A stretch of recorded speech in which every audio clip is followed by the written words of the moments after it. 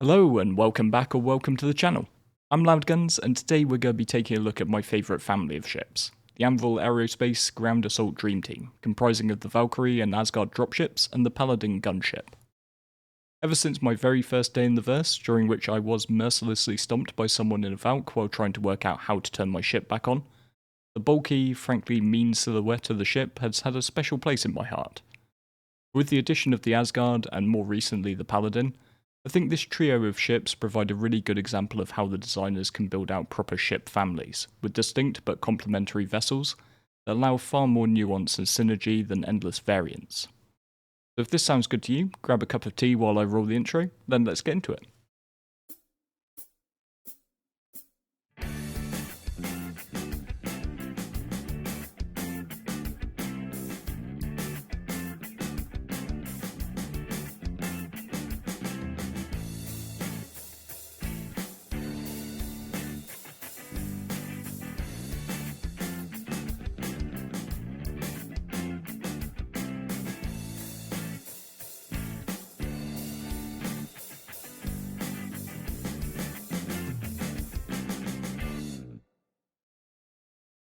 As a Star Citizen content creator, I would really be limiting myself if I didn't make videos about shiny cool JPEG spaceships.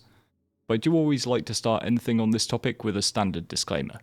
In my view, you are for the most part sensible adults, or at least half of that's likely to be true. So I never like to tell anyone how to spend their hard-earned money. It's yours, you do you. But what I never want to come across as saying is that this is a ship that you should go and buy, and I won't be drawn into what ships offer good value for money. In my humble opinion, the only thing that offers good value for money in Star Citizen is a starter pack, as everything else can or will be able to be earned in-game. On this list, the Valk and the Asgard are both currently available for the right side of 20 million AUEC, while the Paladin as a more recent addition is likely to come into the in-game shops in the next patch or two. Just be sure to use a referral code if you do create an account, as it will give you a bit of extra starter cash when you get going. Mine's the one up on screen, but if you've got mates who play already, please do just ask them for theirs. Without further ado, let's kick things off with an individual look at each of the ships.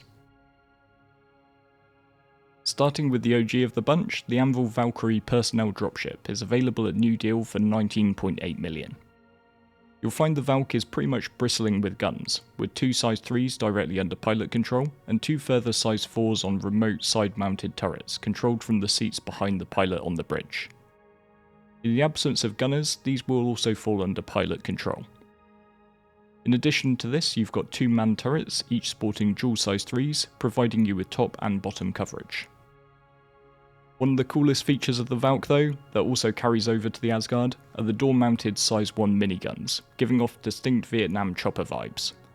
Now I can't afford the rights to Fortunate Son, but you are welcome to hum it to yourself. With all this firepower, the Valkyrie when operating alone can take on kind of a dual aspect, dropping in troops then pulling away to provide gunship support until it's time to mount up again.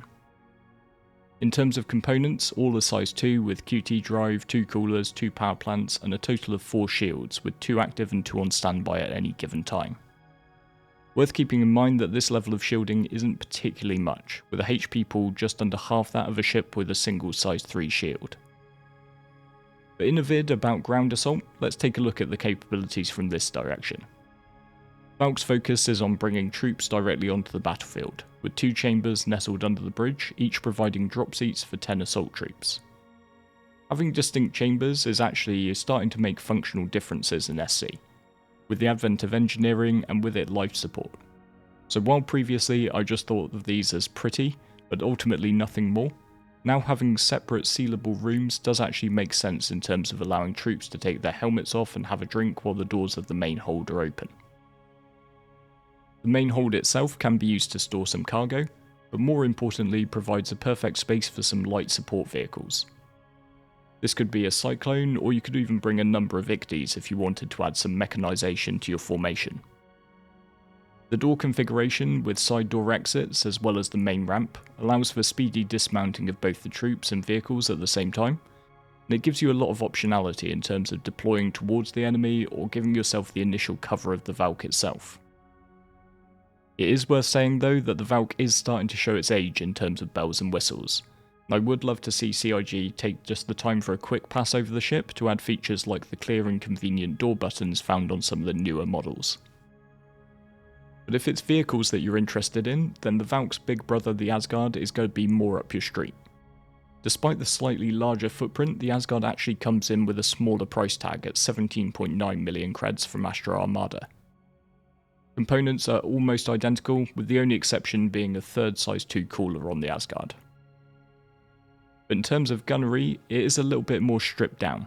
The pilot maintains control of 6 size 3s, but you'll only find the single man turret on the chin, with dual size 4s. The positioning will allow you to soften up targets on the way into a drop, but the Asgard doesn't quite have the same overwatch potential of the Valk in my opinion. It does exchange the top turret for one of the coolest missile racks in the game though. As ever, it's what's on the inside that really counts, and in the case of the Asgard, you unlock the potential to accommodate some of the largest heavy armour pieces in the game, with Tumbril Nova tanks and Anvil's own ballista, Centurion and Spartan vehicles, a perfect, if slightly snug fit.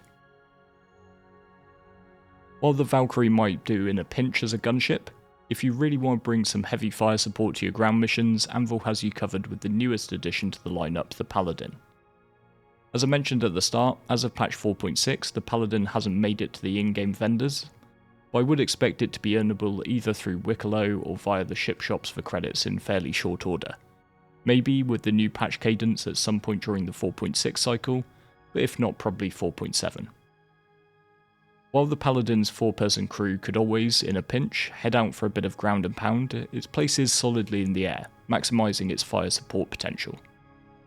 The 2 side turrets each house dual size 4 weapons, and these can be controlled from the dedicated gunner seats on the lower decks, but if you don't have anybody in these seats they do fall under pilot control. Meanwhile, the co-pilot, sat next to the pilot in the upper bridge, has access to the main punch, a giant quad-size 5 turret that can be deployed to either the top or the bottom of the ship, allowing you to get max weapons on target to support your ground troops or to provide top cover. Personally, I've been loving this ship, and it's been one of my most used recently, as it makes for a perfect 2-person ship to run things like patrols in. However, when you're using the side turrets as the pilot, they effectively become fixed weapons with a quite limited firing arc, and the spacing is a little weird given the width of the ship. With gunners in the dedicated seats though, these guns get a full 360 degrees of motion, making them far more suitable for targeting the ground while keeping the ship level. In terms of components, you get 2 size 2 coolers and 3 size 2 power plants, giving you plenty of juice to play with, and your shield gets upsized to a single size 3, giving you a much healthier shield pool than the dropships.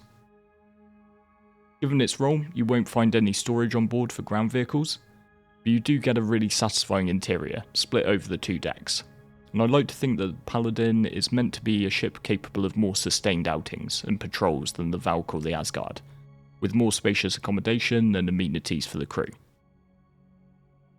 Now I do wonder if I've made a mistake by not addressing the elephant in the room sooner in this vid, as I know that undoubtedly some of you are already wondering why this matters given that ground gameplay itself is somewhat lacking.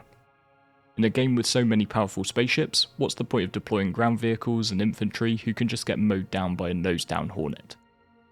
Well, on the one hand, I would argue that we are starting to see more meaningful ground objectives in-game already.